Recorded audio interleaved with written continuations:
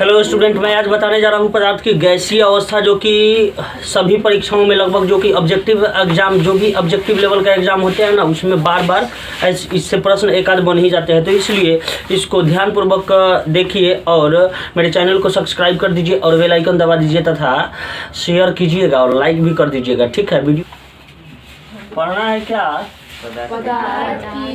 पदार्थ की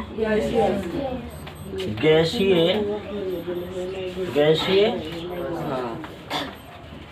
अवस्था, पदार्थ की गैसीय अवस्था के बारे में पढ़ना है। पदार्थ की गैसीय अवस्था के बारे में पढ़ना है। तो मतलब सबसे पहले हम जानेंगे कि गैस क्या है। गैस क्या है? तो उस दिन बताए थे, पहले ही बताए नहीं थे कि जिसका आकृति, ये हो गया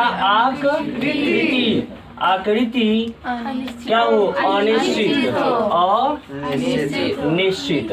आकृति क्या हो? अनिश्चित। और आयतन भी क्या हो? आयतन भी अनिश्चित हो। आयतन भी अनिश्चित हो। तो इसे क्या कहोगे? गैस कहेंगे। इसे क्या कहेंगे? गैस। तो पदार्थ की वैसी अवस्था जिसकी आकृति और आयतन दोनों ही क्या हो? अनिश्चित हो। दोनों ही क्या हो? अनिश्चित हो। तो इसे क्या कहते हैं? गैस कहते हैं। पदार्थ की वैसी अवस्था जिसके आकृति और आयतन दोनों ही क्या हो जाए? अनिश्चित। दोनों ही निश्चित हो जाए।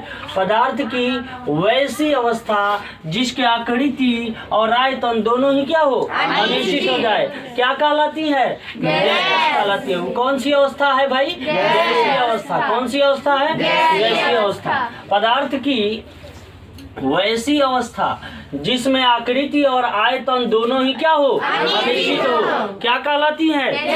गैसीय अवस्था। कौन सी अवस्था? गैसीय अवस्था। बताओ तो गैसीय अवस्था किसे कहते हो?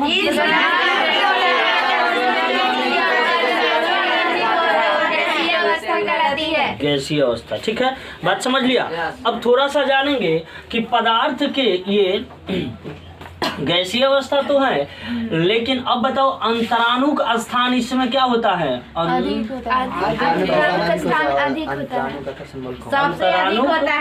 अंतराणुक स्थान इसमें क्या होता है? गैस में अंतराणुक स्थान सबसे अधिक, मतलब बहुत ही ज्यादा होता है। गैस में अंतराणु का स्थान क्या होता है? बहुत ही अधिक होता है, मतलब अंतराणु का स्थान बहुत ज्यादा होता है। अंतराणुक बल क्या होता है? सबसे कम या कहें तो नहीं के बराबर। नहीं के बराबर। बताओ तो गैस में अंतराणुक स्थान क्या होते हैं? सबसे अधिक। और गैस में अंतराणुक, ये अंतराणुक हो गया, और ये बल, अंतराणुक बल क्या होते हैं? अंतराणुक आकर्षण बल सबसे नहीं के बराबर। बात समझ में आ रहा है? तो गैस के ये प्रमुख गुण है कि इनके आयतन क्या होंगे भाई? अनिश्चित। आयतन क्या होंगे? अनिश्चित। आकृति क्या होगी? अनिश्चित। मतलब आयतन और आकृति दोनों ही अनिश्चित। तो डिफिनीशन अगर कोई पूछे या कहीं पूछा जाए तो क्या कहोगे? वैसे पदार्थ जिनकी आकृति और आयतन दोनों अनिश्चित हो क्या कहलाता है? वैसे पदार्थ जिनकी आकृति और आयतन दोनों ही क्या हो जाए? अनिश्चित हो जाए। दोनों अनिश्चित हो जाए, क्या कहलाएगा? गैस कहलाएगा। बात समझ में आया? उसके बाद अगर कुछ इंपॉर्टेंट पॉइंट का बात किया जाए तो ये हो गया अंतराणु का स्थान। तो गैसों में अंतराणु का स्थान सबसे अधिक।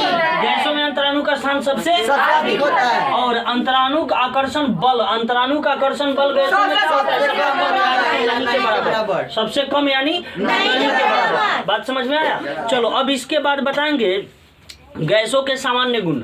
अब क्या है गैसों के सामान्य गुण?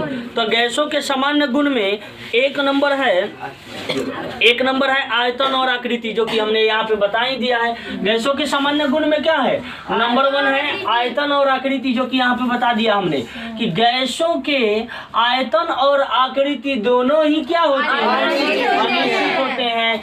सामान्य गुण के नंबर 1 में आता है ये, ठीक है। फिर यहाँ लिख देते हैं सामान्य गुण। मान लो कि इसको मिटा दे, क्या इसको मिटा देते हैं, ठीक है। ये थोड़ा सा एक बार और समझ लो तब मिटाएंगे।